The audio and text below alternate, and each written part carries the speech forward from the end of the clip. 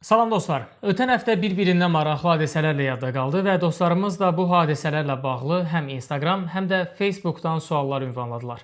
Sualların hamısını cavablandırmaq imkanım olmadı, ona görə Instagramda sual qutusu yaratmağa qərar verdim. Bu videoda həmin sual qutusuna gələn mesajları cavablandırmağa çalışacağam.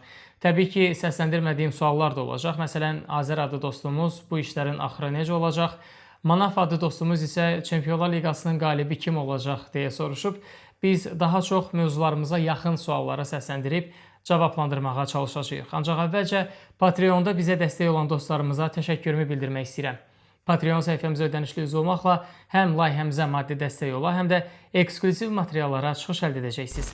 Elə indi ekrandakı QR kodu oxudaraq və ya videonun aşağısındakı linkə klik edərək Patreon səhifəmizə keçid edə bilərsiniz. Dostlarımızın əksəriyyəti Azərbaycan və Ermənistan arasında sülh danışıqları ilə bağlı yayılan xəbərlərlə əlaqədar sual ünvanlayıblar. Bildiyiniz kimi, ötən həftə Azərbaycan Xarici İşlər Nazirliyi yaydığı bəyanatda sülh sazişinin bütün bəndlərinin razılaşdırıldığını bildirib. Ermənistan Xarici İşlər Nazirliyi də bu bəyanatı təsdiqləyən məlumat yayıb. Saməddin, Alençitak və Yuser Rufat adlı dostlarımız sülh sazişinin nə vaxt imzalana biləcəyini soruşurlar. Sadiq adlı dostumuz isə Kalibr platformasının müharibə anonsu və bunun ardınca sülh sazişi ilə bağlı razılıq xəbərinin yayılmasını maraqlı hadisə kimi dəyərləndirir və bunun səbəbini soruşur. Bu sualları ümumi şəkildə belə cavablandıra bilərik. Əslində, Kalibrin dırnaqarası müharibə anonsundan sonra bir çox dostumuz mesaj ünvanlamışdı. Həmin vaxtda dediyim kimi, bu sadəcə pressinq ola bilərdi. Görünür, danışıqların son mərhələsində şərtlərə diktə etmək üçün belə bir gedişə ehtiyac duyulub. Bir gün sonra sülh sazişinin bəndlərinin razılaşdırılması xəbəri bəlkə də pressinq gedişinin uğurlu olmasının göstəricisidir. Lakin müharibə anonsu ilə sülh sazişi razılığı arasında başqa heç bir hadisə olmadığı üçün dəqiq təhlil aparmaq da çətinləşir. Bununla belə, böyük ehtimal elə düşündüyümüz kimidir. Yəni, Azərbaycan müxtəlif vasitələrlə qarşı tərəfə psixoloji təzyiq etməyə çalışıb. Xarici İşlər Nazirliklərinin bəyanatlarından sonra yaxın müddətdə hər hansı qarşıdurma olma ehtimalı ümumiyyətlə yoxdur. O ki, qaldı sülh müqaviləsinin nə vaxt imzalanması məsələsinə, əvvəlki videolarda da dediyim kimi, bunun üçün ən uyğun vaxt 2026-cı ilin ikinci yarısı ola bilər. Çünki Xarici İşlər Nazirliyinin məsələ ilə bağlı son bəyanatında yenə ATƏT-in Minsk qrupunun buraxılması və Ermənistan konstitusiyasına dəyişikliklər məsələsinə toxunulub. Rəsmi İrəvan hər iki məsələni qəbul edir. Böyük ehtimalla bu il sonuna kimi ATƏT-in Minsk qrupunun buraxılmasının şahidi olacağıq. Bu, Ukrayna-Rusiya müharibəsi bitən kimi ola bilər.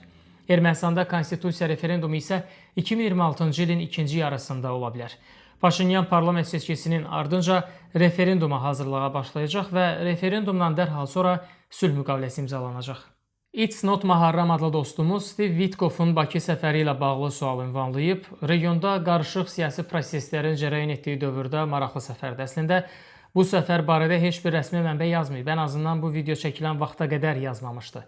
Witkoff'un Kremldə görüşü barədə də rəsmi məlumatlar olmasa da, RIA Novosti-də daxil olmaqla bir çox Rusiya mediası bağlı qapılar arxasında görüşün keçirildiyini təsdiqləyib.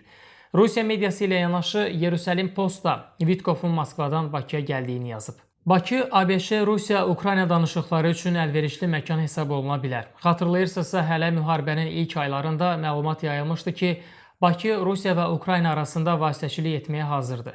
Dünya siyasi dairələri Ukrayna-Rusiya müharibəsinə konkret mövqe sərgiləyiblər və əksər siyasi dairələr öz mövqelərini açıq şəkildə bildiriblər.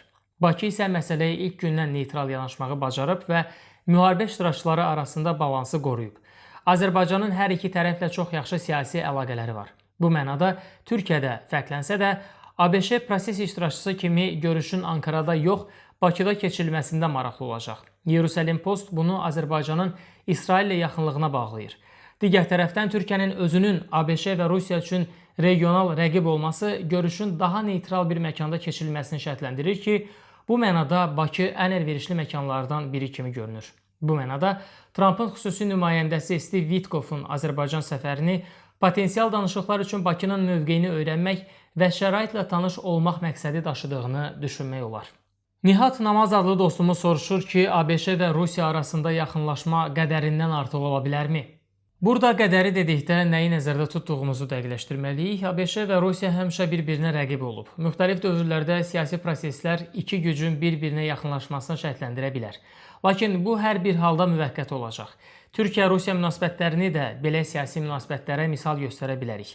Bu dövlətlər də tarixi rəqibdirlər və müəyyən siyasi proseslərin gedişində eyni mövqeyi sərgiləsələr də, onların siyasi baxışları və strategiyaları adətən fərqlənir. Aydın məsələdir, həm ABŞ, həm də Rusiya super gücdür. Hər bir güc üçün hər şeydən vacib onların siyasi mənfəətləridir. Ukrayna dövlətinin və ya xalqının taleyi nə ABŞ-ni, nə də Rusiyanı maraqlandırır. İlk növbədə şəxsi maraqlar ön plandadır. Görünən odur ki, bu maraqlar bugün Vaşinqton və Moskvanı yaxınlaşdırır. Əslində buna Vaşinqton-Moskva yaxınlaşması da demək düz olmaz. ABŞ-nin bugünkü maraqlarının təmin olunması üçün müharibənin bitməsi lazımdır. Mövcud şərtlər daxilində müharibənin dayanması həm də Rusiyanın maraqlarına uyğun gəlir. Məsələyə bu yöndən yanaşdıqda iki qüvvənin eyni tərəfdən çıxış etdiyi duyulur. Lakin ABŞ və Rusiya yenə də rəqibdir və müəyyən məsələlərdə bir-birinə uyğun mövqeyin sərgilənməsi heç də Vaşinqton-Moskva yaxınlaşması kimi dəyərləndirilməməlidir. Qısaca, qədərindən artıq yaxınlaşma olmayacaq. Dünya siyasəti ilə bağlı ən mühüm məsələlərdən xəbərdar olmaq və tarixdə yaşanan ən vacib siyasi hadisələrlə bağlı araşdırma materiallarımızı izləmək üçün YouTube və Telegram kanallarımıza abunə olun. Populyar Siyasət adlı Telegram kanalımızın linkini videonun aşağısında qeyd etmişik.